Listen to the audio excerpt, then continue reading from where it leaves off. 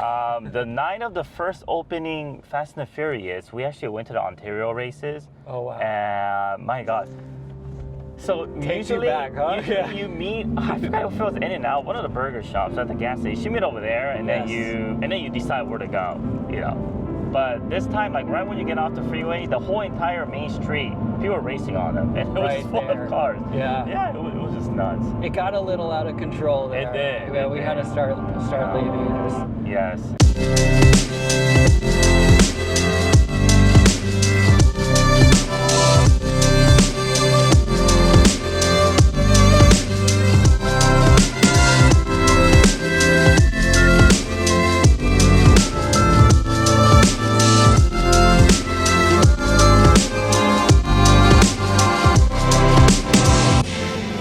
How are you doing today? I'm doing good. How's it going, Eric? Cool. Yeah. Thanks for having me on board your Subaru BRZ here. Yeah, for sure. Looks like you've been a bit busy recently getting your car ready for SEMA. Yes. Yeah, very busy. Car looks amazing, by the way. Thank you. Thank you. Looks really, really good. I'm very happy with it. Yeah. For sure. And yeah, let's start off this conversation. So, out of all the cars available, why did you end up getting a Subaru BRZ? Yeah, I have some history with Subaru. I'd say kind of like, well, it wasn't my first sports car. It was probably my second sports car. Was a WRX. Nice. And I don't know why I fell in love with that all-wheel drive turbocharged platform. But I got mine, and then two friends followed suit and also got one. And then it just steamrolled. We started doing a lot of like local rally stuff. Nice. We did rallycross events up at El Mirage Lake when that wasn't as regulated as it is now. Watched a ton of WRC. Got to see Colin McRae race the X Games. Wow. Like it was really a fun time. Yeah. Worked on cars before that, but that like really, I think, kind of springboarded the Subaru legacy for me, I think. Yeah. Oh, that's super cool. So you have some history of a little bit of autocrossing and track. Yeah. Okay. Yeah. Oh, is that something that you did with this Subaru BRZ? You ever take it autocrossing? I didn't with the BRZ. Yeah, and when I sold the WRX, I was in college and I had to get an adult job. I started a mobile detailing business, so still like into cars in a way. But I needed a truck, so I got a Tacoma. Nice. So I've always been in the Subaru Toyota family. Yep. But it was hard letting go of the WRX. But I started that detailing business and got me through college. And years later, I got a first-gen BRZ. And again, I only had it probably like 7 or 8 months. And then it was like, this isn't practical. As an only vehicle, like I had a vehicle, my fiance had a vehicle, but as my only vehicle, I couldn't do it. So I got rid of it. I got another Tacoma for a while. And then again, when the time was right, these came out, the second gen ones. I had my eye on them for a long time, and then finally I pulled the trigger. But this was a time where I still have my Tacoma, so this isn't my only vehicle. So I'm lucky enough in that way. So I rarely see people going from a WRX to a BRZ because totally different car, 4-wheel drive to a 2-wheel drive to rear-wheel drive. And on top of that, there was a lot of controversies when Subaru BRZ first came out because Subaru was always about 4-wheel drive. It's about like rally, off-road kind of type of vehicles, and then they ended up coming with that BRZ with the collaboration with Toyota. So that transition to BRZ from WRX, can you tell me a little bit about that? Like what attracted you to go that route from a WRX? Well, we can go back a little further. So before the WRX, I had a Plymouth Eagle Talon, which is it's the Plymouth version of the Eclipse. I had the Eclipse. Did you? Yeah, I did. So I had the TSX, which was the all-wheel drive. Oh, turbo okay, version. nice. Oh, that's a nice one. Yeah, so like even then, like my first car was all-wheel drive turbo. So so the WRX was a natural progression of that. But I always loved the two-door coupe style. Okay. You know, when I think sports cars, for me it's always two-door coupe. So then the BRZ came out and it combined those two worlds. Not the all-wheel drive turbo, but it gave me Subaru and it put me back into a two-door coupe with that boxer engine that I already knew really well. So yeah, for me it was like a no-brainer. I've always loved the BRZ platform. That's pretty cool. How about the power-wise though? So you went from a turbo, like high-powered 300 horsepower, to something with less. So I miss it. But that's the point of like, you know, building and modding, right? So you get to work to that point.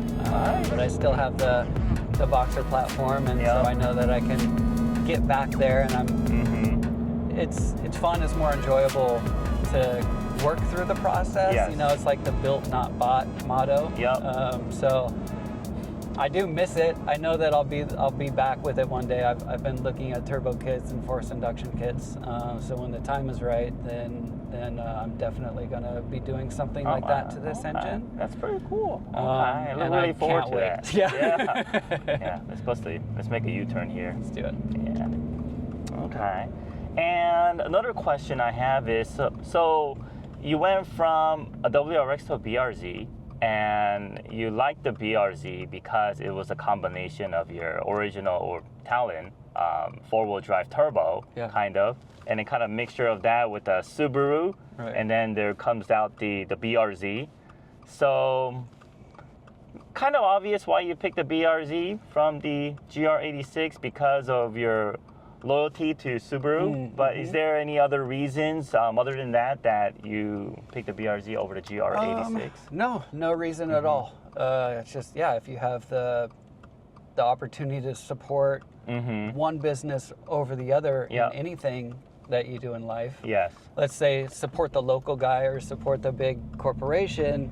You're going to support the one that you know you're closest to. So I think that's really all it is. It's just brand preference at that point. But like I said, I was always loyal to both because my trucks have always been Toyota. So I'm sure if Subaru made a truck, maybe not a Baja, maybe an actual truck, then I might look at it. Okay, so another question I have is, we touched base on this topic a little bit, but like, how did you get started or involved in the car scene? I know it probably go way back, but if you could share your story a bit. My parents would say I've always had a need for speed. I always like take things to their limit, you know. I'm not really having fun unless I'm like pushing myself in some way. Like it's kind of a strength and a weakness at the same time. But when I was younger, I had dirt bikes and I raced mountain bikes. Even now, I still ride mountain bikes pretty hard. And so yeah, I've just always had that sort of like go fast mentality. And then my first vehicle, it was International Travelall, which is like a 1976 full steel Suburban, basically, if you can imagine that. And it was just sitting in, it was my dad's vehicle, my stepdad's vehicle, and it was just sitting, not running. And so if I wanted a vehicle to drive, I had to fix this thing. So I learned to work on cars and rebuilt the motor. Rebuilt the motor too. Rebuilt the motor. I mean, they were easier back then. You know, it's carbureted and things were just much more simple, not as much electronics. So I learned vehicles through mechanics, and then once I got that running, I had it for maybe a month or two. And then I think my stepdad got jealous because it was running and now it was mine. And then, so he gave me like $7,000 for it. Oh, he did? And I used that money to buy my Talon. Oh, okay. Yeah. Right on. Yeah. Nice. So That's pretty cool. And the Talon was, I got, my older brother had some sports cars as well, and cars were always in my family. For whatever reason, my grandpa owned a dealership in San Bernardino back in the day. Like nice. not when I knew him, not in his later years, but that's like what his business was when he made his money. And so my mom always had cars, and my stepdad always had cars. They were always like symbols of status symbols, which they still are, right? Yeah. But it's always just been around.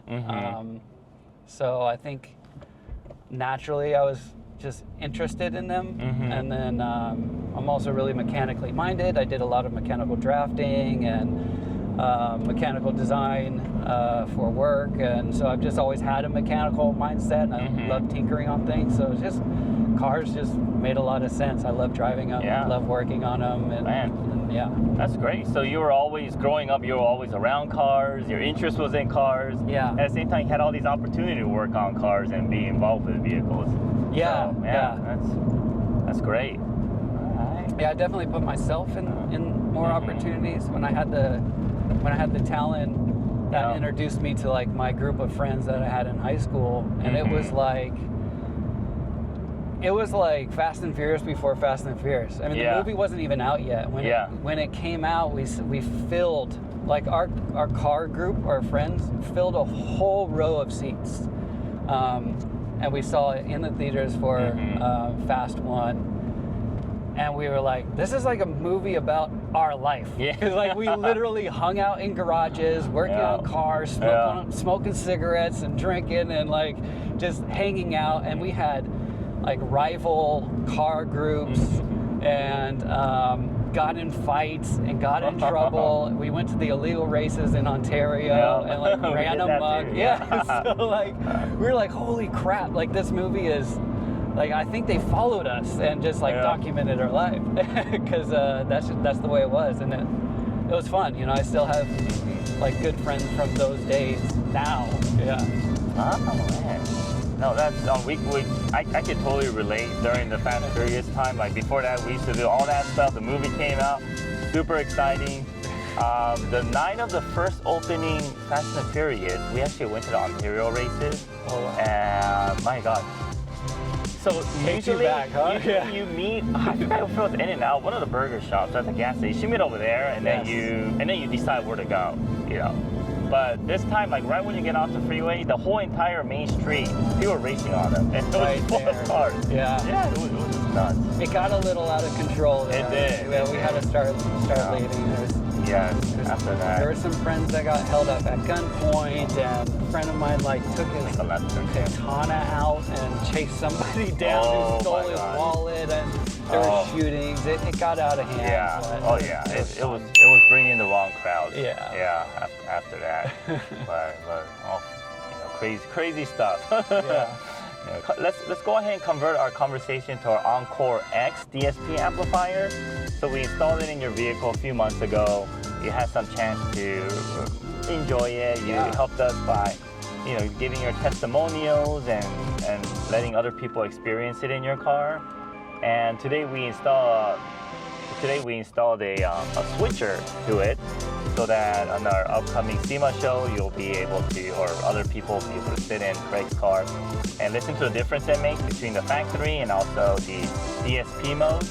So you'll be able to hear that difference with just a click of a button. And so far, how have you been liking our Encore X? It's fantastic. I mean, I can't believe the difference it makes just upgrading the amplifier to the Encore unit. And I'm on, stock speakers. I have the limited version of the BRZ, so it's the 8-speaker platform. And I thought the factory stereo was all right. It didn't really punch. There wasn't a lot of definition. It played music. Yeah. But now it's like it's a totally different system. It's incredible what it's done with the stock speakers. Like I have so much more fidelity in the sound. Much more details. Much more detail. I can hear notes that didn't stand out before. So even songs that I'm familiar with, I'm almost hearing them for the first time. You know, it's like, it's kind of crazy because you don't hear all the little like nuances that you get with the DSP amp on a stock stereo. So things like stand out now. It's like, oh, wow, okay, it brings a whole new level of like listening experience to the cabin. Should we try to give it a little listen here? Yeah. Let's throw some music. Let's see what we got.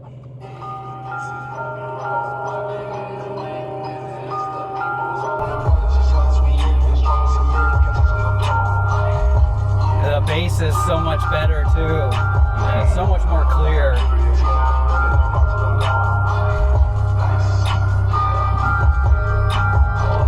Okay, now I'm gonna try to turn this off with a switch of a button. Let's go back to factory. Let's give it a comparison.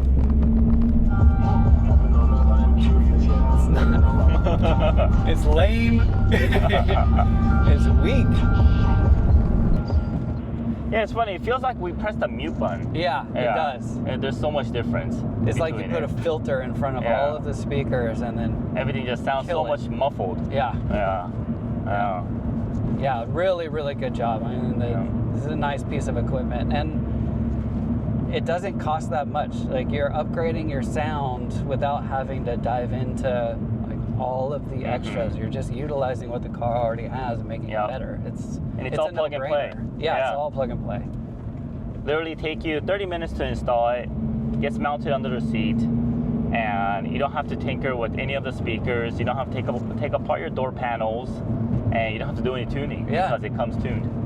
For the vehicle. Yeah, it's perfect. And for all you viewers, if you guys are gonna be at SEMA, make sure to ask for a demo because Craig's car is gonna be there at the feature car space, and we'll be able to walk you over to his car to listen to the difference between our amp and also the factory sound system. Let's start heading back. So just make a left turn. I think that's the street. That's Rosecrans. Yeah, let's make a left turn over there. All right, Craig, so I know you're involved with a lot of different groups and events here in Southern California with your vehicle. Can you tell me a little bit about some of the events and meets that you're involved with and some other showings and events that you're going to be attending in the future? Yeah, I've been having a good time with this vehicle, and just like you said, going to a lot of the local things and learning about the local businesses and who everybody is. I've only had the car for just a little over a year, so I feel like I'm pretty green to the area, but I've met some like really amazing people like yourself, and Keith, and other individuals from the automotive industry who are just like really cool, down to earth people, and I love working with individuals like that and shops like that. I'll be doing, like you said, SEMA this year, and then next year I plan to do some of the bigger shows like WeekFest, Spocom.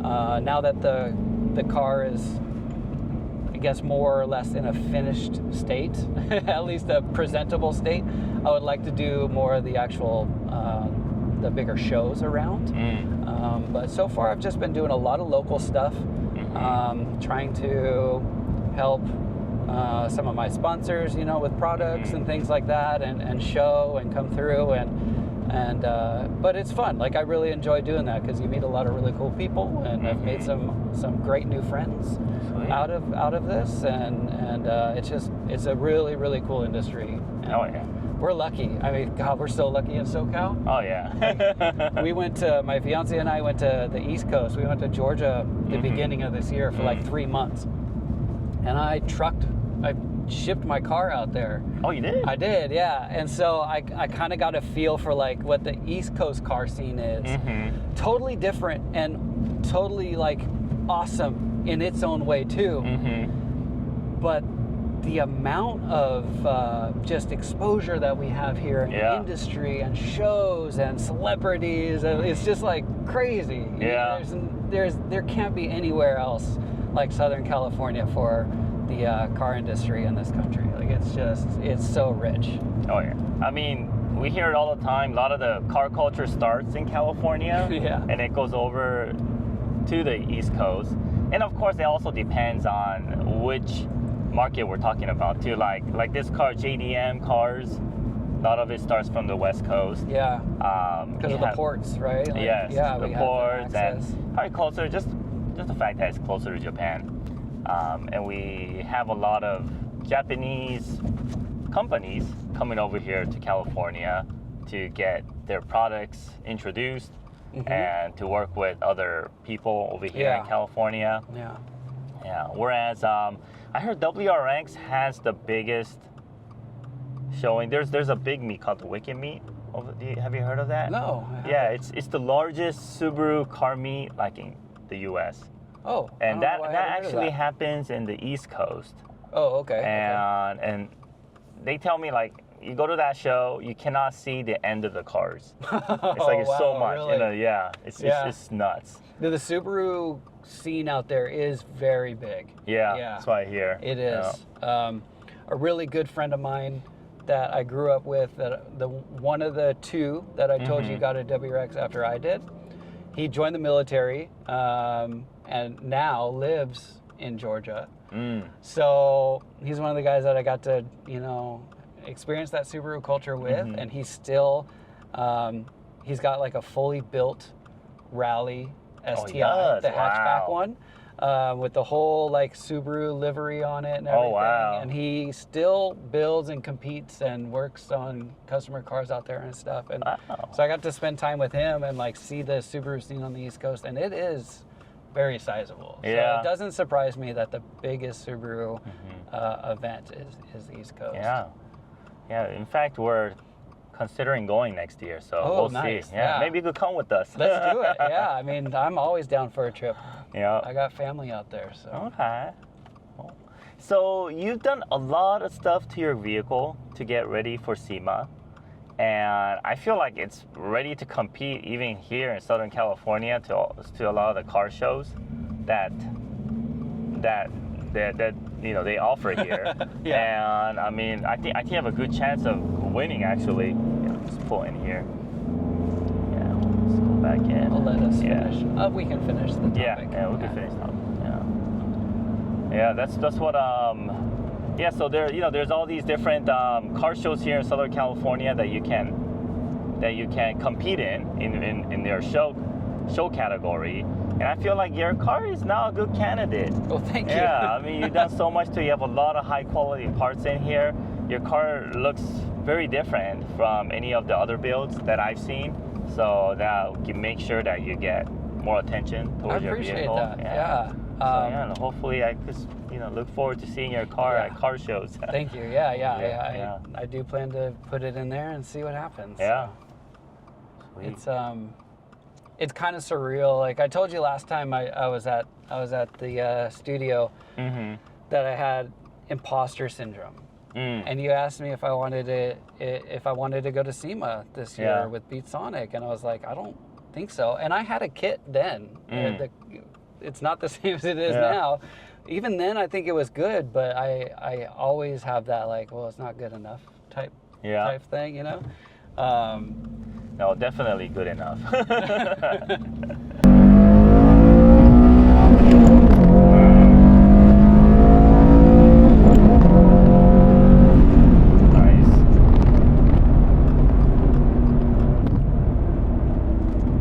You have the HKS. Yes. Lego Max. The car is tuned, so it has a kind of like an anti-lag system. Oh, it does. Yeah. So if like in between shifts there, it keeps the revs high. It doesn't let them drop down. Which is pretty cool. That is pretty cool. Man, the exhaust sounds really nice. I like it's not too overwhelming. It's not too loud. But when you punch it, like it has that. You can really hear the Boxster engine. Yeah. Yeah. And it's the headers are unequal length. Oh, okay. That probably adds to that. What do you call it? That Subaru Rumble. Yeah, Subaru Rumble, yeah. So I know there's a lot of debate over equal length and unequal length, but for me, I think I'll always choose unequal length just because it's got the heritage. Yeah. So you have everything from, do you have downpipe too? Uh-huh. You do? Yeah. Are you going to be driving to the SEMA? Yeah. Yeah? Okay, I'm going to be driving the Apex East GR Corolla. Oh, you are? Too. Yeah. Okay. We're going to leave super early in the morning, so I hope there's not that many cars in the road. What day are you leaving? We're leaving on Monday, actually. The day before. Monday. Yeah. Oh, okay. Are you going to blue tape the front of your car? Yeah. No PPF? No, I just... You're going to need a custom. You're going to have a hell of a time putting a PPF on your front bumper. I know, it is complicated. Yeah. All right, guys, we are here back at the Beat Sonic Studios here with Craig here. Of course, you guys know this is his car, and we are super excited to show you what the car is about. Craig's gonna walk us through and tell you all the amazing parts he has on the car. And on top of that, here's the Encore X that we are going to be showing at SEMA next month. We're gonna have a little demonstration on his vehicle here with his audio switcher, so you could go back and forth between the factory and also our Encore X and just see how much difference it makes in using the factory speakers inside the car. And all you do is just install this plug and play amplifier. This car is going to be at the featured car space, so it's not going to be at the booth, but it will be in the vicinity, and we could walk you over to his vehicle to show you all that difference. I'm going to hand over the mic to Craig here. He's gonna walk us through all the cool products he has on his car and what he did to get prepared for SEMA next month. So yeah, first I guess we can mention the new CE28N Pluses. This is the newest CE model to the Race line. Very cool. I love the fitment, by the way. It's perfect. Like, it is. Yeah, these are 18 by 9.5 plus 41. No spacers. Here's my Brembos, and I've got no rubbing on the inside. I do have trimmed fenders, so that has helped. I think there might be some rubbing without that, but I mean, otherwise, it's plug and play, you know? And I know there's going to be viewers that ask this, so I'm going to ask you right now can you tell us about your tire sizes? Yes. So the wheel is a 9.5, and it's wrapped in a Falcon Azeni 255/35, which is a 660, which has a nice square sidewall. I think the 660s fit a little wider than the other tires, so it's a very nice square 255. Square, so front and rear both? Yes, yeah. Nice. How about your lug nuts? That looks pretty fancy. These are actually also Volt Racing. Yeah, with a little titanium flare to it to match the exhaust pipes. I have a little more titanium touches coming as well. Actually, I'll be picking up some hardware from Chase and J's for the spoiler to match titanium as well. And while we're here, we can talk about the Brembos. The front is actually a Cadillac CTV conversion. So that's a Cadillac Brembo that I've had retrofitted, and I did all the work myself. So these require a lot of shaping of the front knuckle to get that to actually fit in. But once you get it on there, they're like perfect fitment. Nice. And they're polished. They're polished, yeah. It's just kind of looking for something kind of different. I like anything in grayscale, obviously. But I thought the polished Brembo would really stand out. You don't see it that often. Because it's very difficult to clean under normal circumstance, but I put some some ceramic coating on there, so it's made it much easier to keep clean. But every now and then I'll go through a Dremel polish it and clean it back out. So to match the front, which is a 4-pot CTV, I had to do a lot of work to figure out what would pair well in the rear.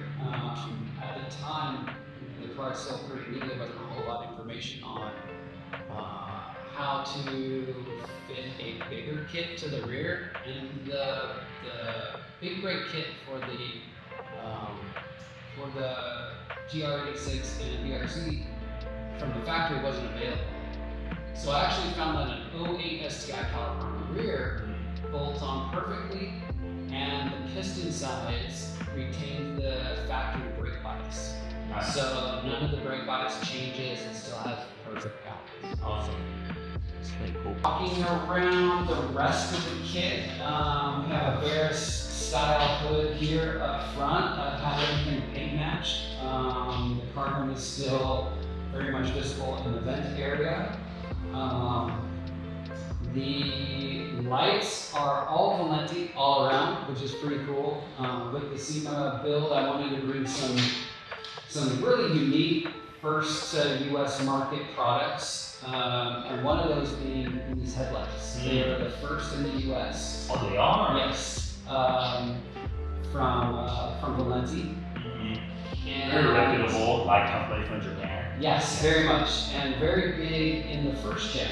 Yes, I remember that. Yeah, and so I was really excited to get these to the US. I wrote them and told them about the SEMA build, and they were happy to give me a set, although they did warn me they're not quite wired for the US market. And so I did have to do some repinning and rewiring, but all in all, it was actually pretty straightforward. Nice.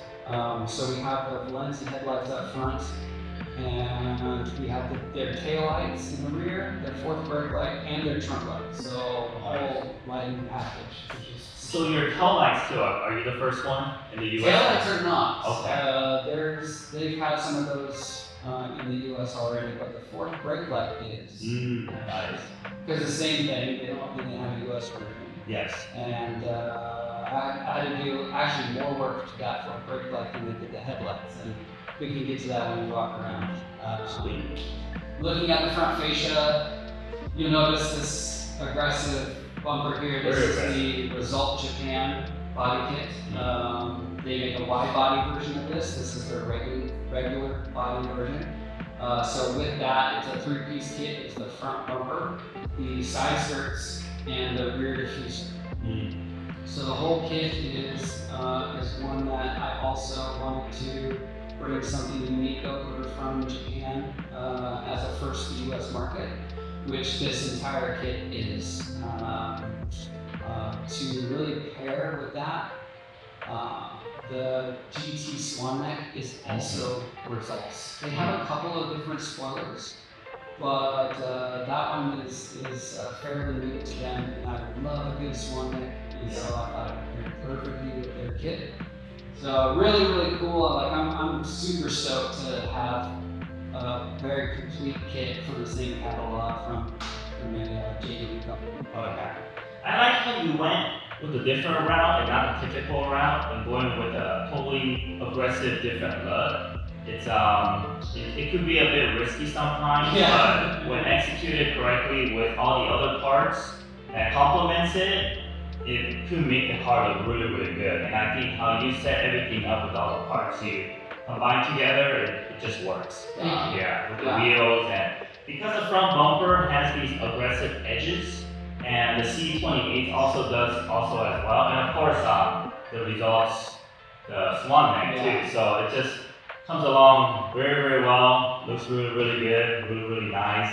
It's very different. I like it, and I think you get some looks at SEMA. Thank you. Thank you very much. You have a good eye. Yeah. It was scary for a while. The car was, as you guys saw before, the car was already complete before I started doing all of this. And I basically ripped it all apart to build version 2. And there was a period of 2 months where the car was sitting without a bumper, without lights. It was like stripped down, and parts were on order, and I'm sitting there going, what did I do? Like, you can only hope it's going to come together, and that the vision that you had and the parts that you chose are going to parallel together, because you otherwise don't know. It's all, separated and segregated into its own, mixture of parts, we know what it's going to look like at the end. Yeah. So yeah, I appreciate that. I think it's coming together very nicely.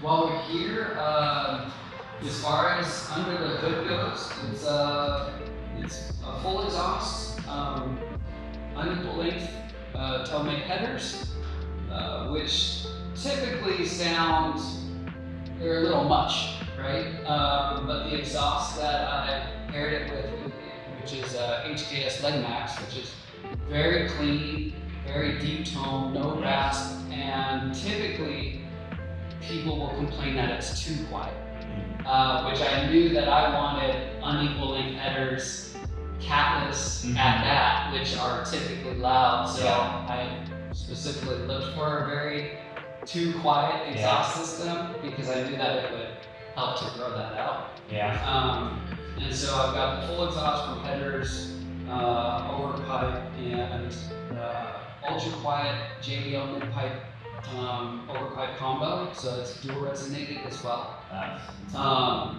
And then out the back with the HKS Leg Max. That's all on a Stage 2 tune, which is utilizing Ecutech's tuning software.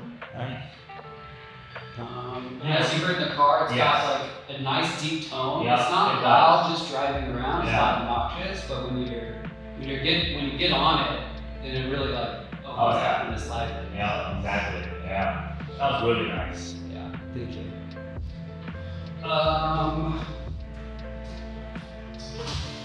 Yeah, so the rear with our tail lights, I went with the red that Valentine has, either red or all smoke black. I like the red. I like the red a lot. It sort of retains a bit of that like factory feel to it. It's not really obnoxious. And then I think it just kind of pairs well, all the red accents. And what's right now? Is it sequential? Yes. Nice. Yeah. And then even like the little trunk, this little trunk light is sequential as well. Good shot of the rear diffuser here, which is, I had a diffuser on before, and this one is nice because it's actually functional now. It directs air where it needs to. It fits really nicely. Fits really, really well. Oh yeah. It came unfinished. I was telling Keith that the rear diffuser and the spoiler came raw FRP. Oh, yeah. Yeah. And me being like, try to be a baller on a budget, I try to like do as much as I can, I do myself. Yes. Yeah. All the work, I just try to do myself, so. There's a fun part of that too. No, totally. And when it's done, you feel so much better. And it's your build. Yeah. So I painted the diffuser and cleared quick coated all the carbon pieces for the spoiler. And had some friends come over and help with the finishing work and buffing all the parts out and we got it done. So it's been a lot of work. Yeah. Looks beautiful. For suspension, we've got Koni's new GTS coilovers. Koni just started producing coilovers for these vehicles, and I'm really enjoying it. They kind of have no, I wouldn't say softness because the car was never really soft, but like a factory compliant feel to them, right? But comfortable. Yeah, like they don't jar you around. Yeah. But when you dive into a corner, they still like want to stand up and react. It's been a very nice system so far. So I'm really enjoying that. And all the cars that I've had in the past, I've actually never done suspension before. Always just rock stock shocks, until they pull up. So I'm pretty excited on having some aftermarket suspension and actually getting a nice feel out of the car. The coilovers are paired with iBox front and rear sway bars, which feel phenomenal on the road. The car stays so flat, it's a lot of fun. Oh, and then I gotta mention the little, because this is like such a subtle piece, but I love it. These are actually carbon little, I call them vent deletes. Normally the GR86 has that little vent right here. These are from Axis Japan. Typically they come raw carbon, or sometimes they even match like just right here. But I ordered these and have them fully made matched, just to kind of give it also a little bit of an OEM look. And I just love the way it like cuts out and shows more of the tire there. You know, kind of makes that out from the side. Do you have any additional suspension parts to get the additional camber, or are you just using all factory? All factory, just, well, I do have LCAs in the rear, Cusco, and then camper bolts. Okay. Yeah, and that's taken care of. Yeah. Fitment's like, You probably need those to fit these wheels, yeah, right? Yeah. Okay. yeah. Alright guys, thank you so much, Craig, for the walk around and showing us all the amazing and cool things you have on your car. We appreciate your time coming over here, doing all this to get us prepared for SEMA and to give you guys a bit of a preview of what is coming for SEMA for BeatSonic. And on top of that, to give some shout out and some overview of the cars that we're going to be showing here, like Craig's car. We appreciate it. And let me hand over the mic to Craig here. He's going to tell you a little bit about what he does, his Instagram handle, and some other information that he may want to share. Yeah, well, thank you, Eric. I mean, first of all, I wouldn't be here if it wasn't for you, so no thanks required. I appreciate everything you guys have done to help me in the build and sponsor my way to SEMA, which is huge. And I said it before, it's very surreal. You know, I grew up going to like hot import nights as a young adult, which was like the thing. You know, it was like the biggest show back then, and I just dreamed of one day having a build that I could actually put in something like that. So to be here today is just it's a dream come true, and I'm stoked on where the build is, and I wouldn't be here without you guys. So thank you so much for having me. Oh yeah, our pleasure. Thank you. Yeah. You can find my Instagram channel at Stay Tuned Media, and we'll hope to put some more content out there for you guys. When it comes to SEMA, I'll be doing some other filming with some of my other sponsors as well. So follow the journey, follow the build, and I appreciate everyone's time. Thank you. Cool. Thanks very much for sharing once again. Very look forward to working with you at SEMA and having your car over there. Very, very exciting. And for all of you viewers, if you want to keep up to date on what's going on with us, SEMA, and also Craig's, make sure you follow both of us on Instagram. You can also follow us on YouTube, this channel, press that subscribe, and also give us that like. That'll help us very, very much. And on top of that, guys, we're going to be doing these type of videos from here on out. So if you want to make sure you don't miss any of these other type of content, just make sure to follow us once again. And thank you guys for all your support. We appreciate it. Without you guys, we wouldn't be here as well. Thank you very much, and I'll see you guys on the next video, and I'll see you guys at SEMA. Yeah, you're very good in front of the camera. I think you're probably better than I am. No, I don't think so. Much more professional, much more articulate. I'm always surprised at how well you are in front of the camera. Mine has a lot of cuts. Keith works a lot of magic. Yeah. He stays busy in the back room. Yeah.